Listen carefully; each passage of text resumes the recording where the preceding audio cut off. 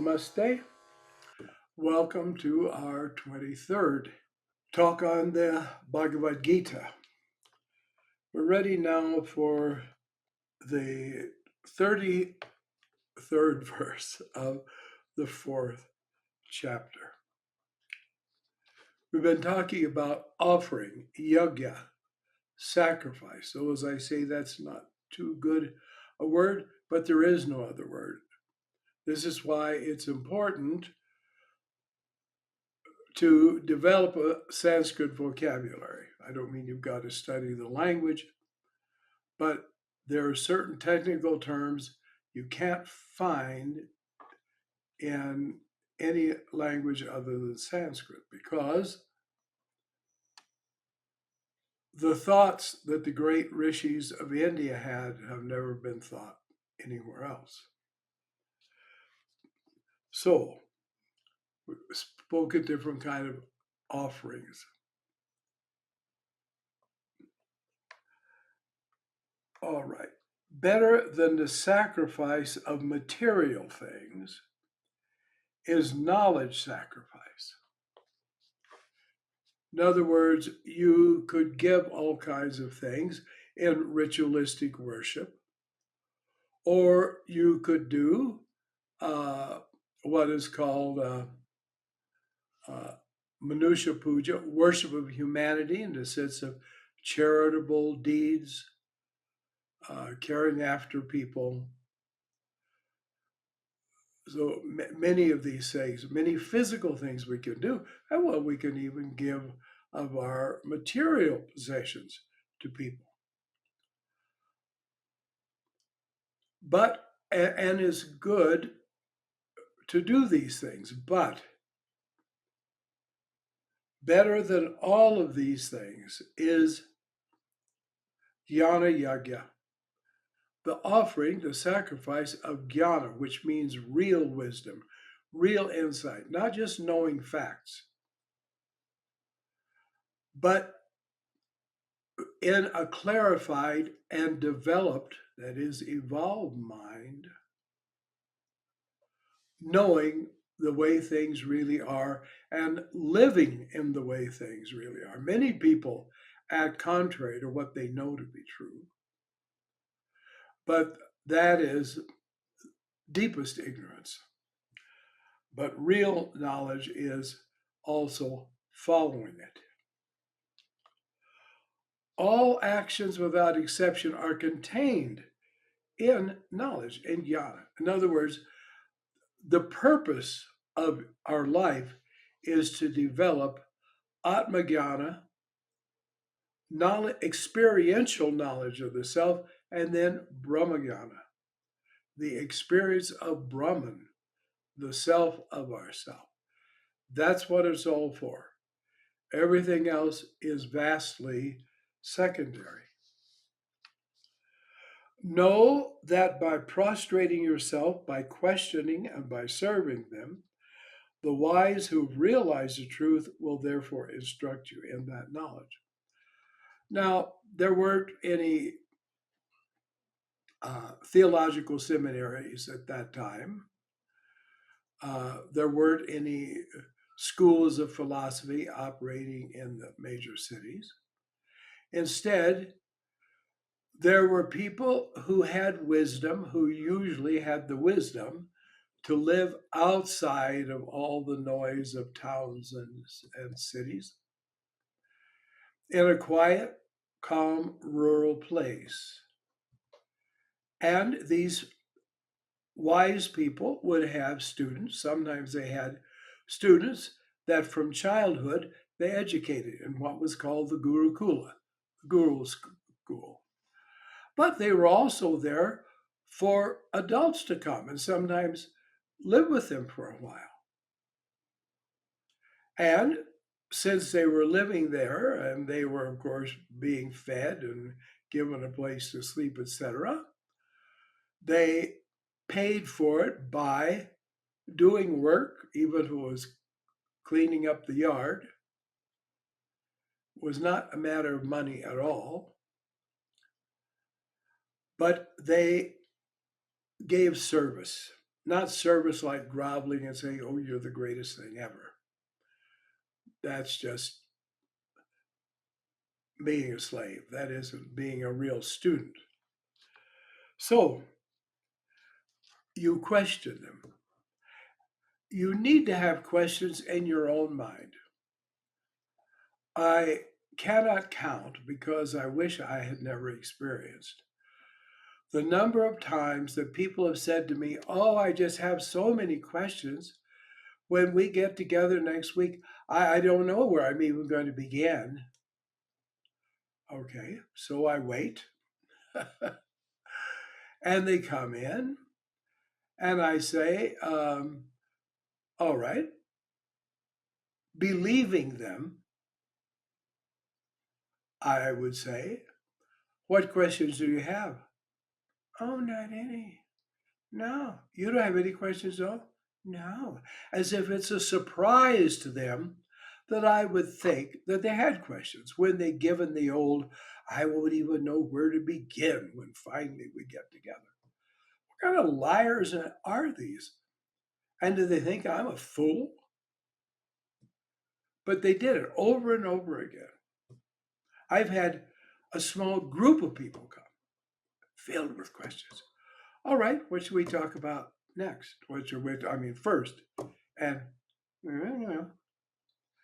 therefore, a seeker that is no seeker, just a nuisance, just a fool. And they're there, and the fools will come and pester you. Well, tell me more about this. Why, it's very interesting. Da, da, da. And you might as well write your name with your finger in water. That's as much of the result you'll get.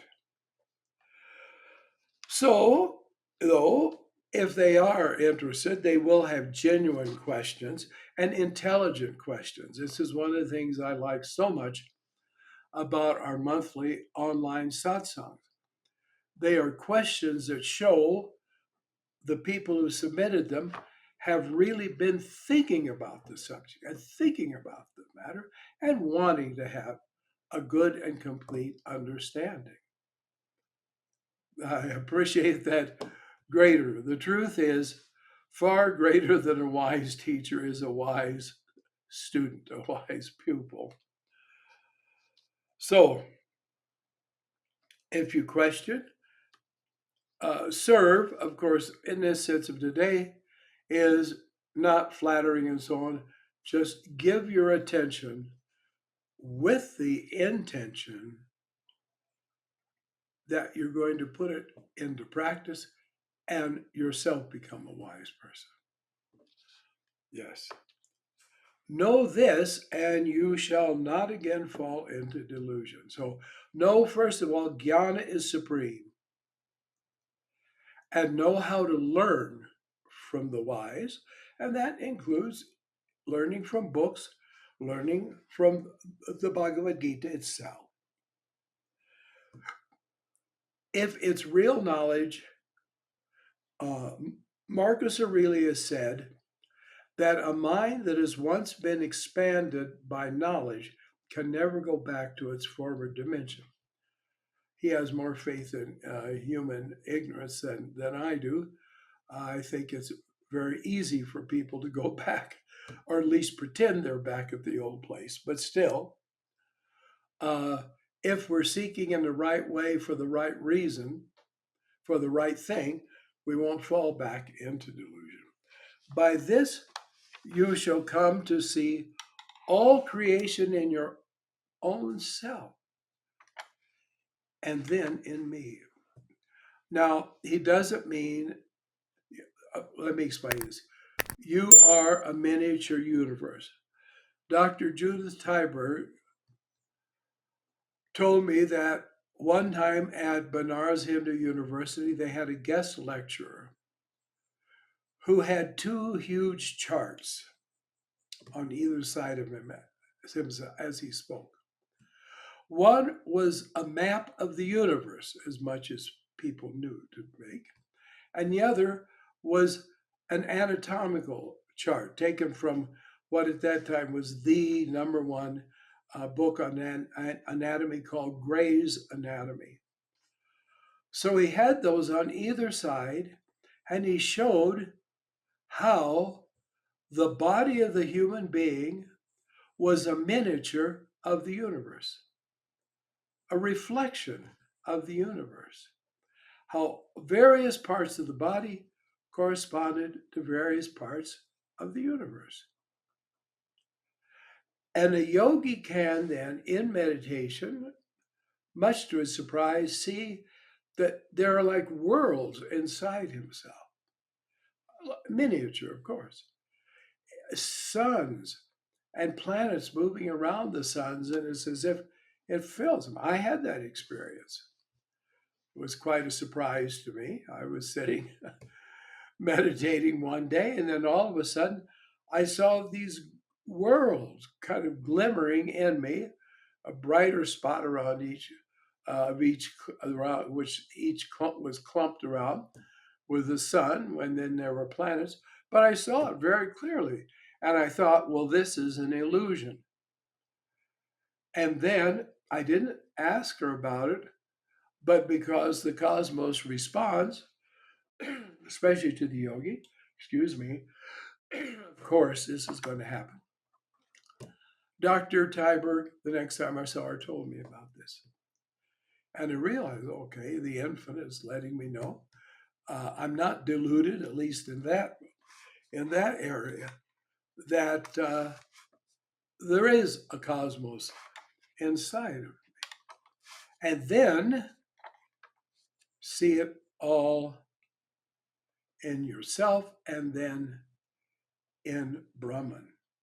And then see yourself in Brahman. And see that they are one. There's a difference. Brahman is infinite. You and I are finite. But the substance is one. Consciousness.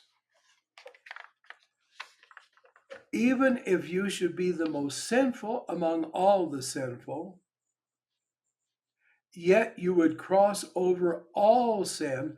Papa means darkness, dirt in a way, but like dirt on a mirror, or dirt on a subject that should shine or should reflect light. Not just like, oh, yes, you lied, you this, you that. That is also a sin. But it's the evil of sin is the effect, or wrongdoing, is the effect it has, which is the darkening of your consciousness. Putting the dust of centuries on the mirror of our mind. So even if we were the most dense of the dense, we could go beyond all that by the true knowledge, the true vidya, which is ultimately atmajnana, self-knowledge. So no one should worry about their past unless they should make restitutions for things that are past. They shouldn't think, oh, am I worthy? There's not a question of being worthy, because already Tattvamasi, thou art that. So stop playing the game. Take your thumb out of your mouth. You're not a little baby.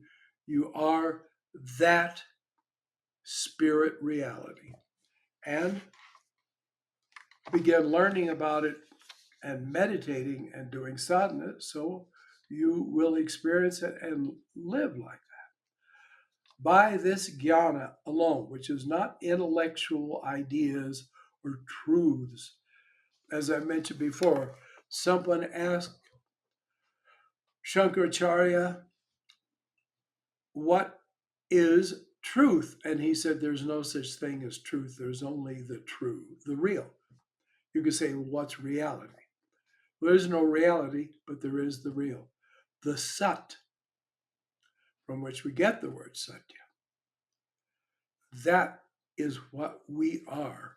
And therefore, we have to recover that consciousness. As the kindled fire reduces wood to ashes, In the same way, the fire of knowledge reduces all karmas of action. See, people are, of course, loving to say, how do I get rid of the ego? These are very egotistical people who say that. They're trying to play humble. You don't have to get rid of the ego because it's a mirage. You just need to wake up and wake up into your true self, which is all knowledge, all consciousness. You don't need to be rid of it. You need to dispel it.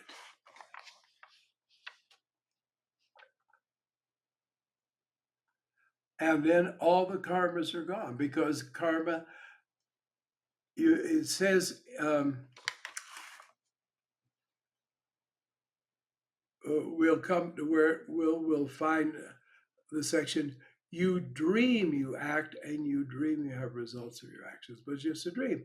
When you wake up, you don't have to say, dream be gone. It's already gone because you woke up.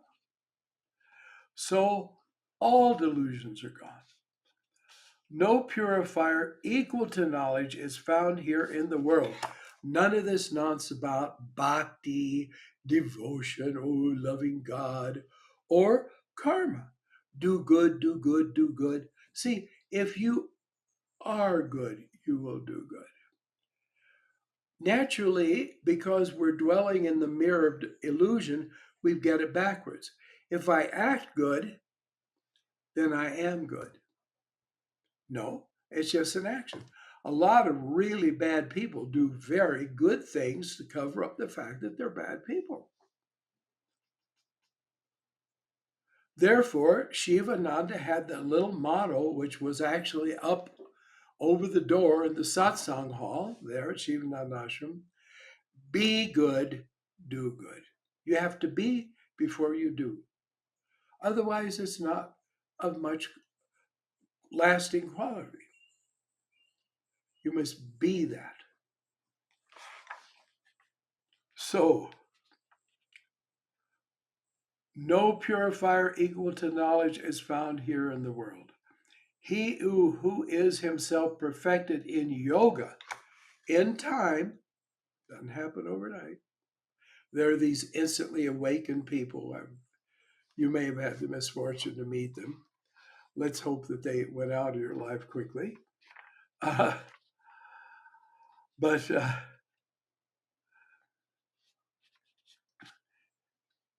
no purifier equal to knowledge is found here in the world. He who is himself perfected in yoga, that's sadhana, in time finds knowledge in the self. Thens attain everything. All right, next verse, since I've been stuttering and stammering on this. He who possesses faith attains knowledge. That faith is, I believe there's God. Somehow I just know there's a spirit and so. No. The shraddha means he who has the conviction, if I seek, I will find. If I sit and say, teach me, I will learn. And if I do sadhana, I will myself find the sat, the real. And that will be my own self-knowledge, finding myself. And he who possesses faith in that principle, then he works for it. He doesn't wait for it to dawn, but he works for it. If you're down far under the earth in a cave, there's no use of waiting for the sun to rise for you to have light. You got to get up out of the cave and into the light and into the space, the akasha, the ether of consciousness. And then the sun of reality can rise. Okay? Devoted to that pursuit, devoted to it, not, oh, I do it occasionally. Well, but I don't have much time because I have these responsibilities. Fine, forget about it. You're not a yogi. Don't lie, don't pretend.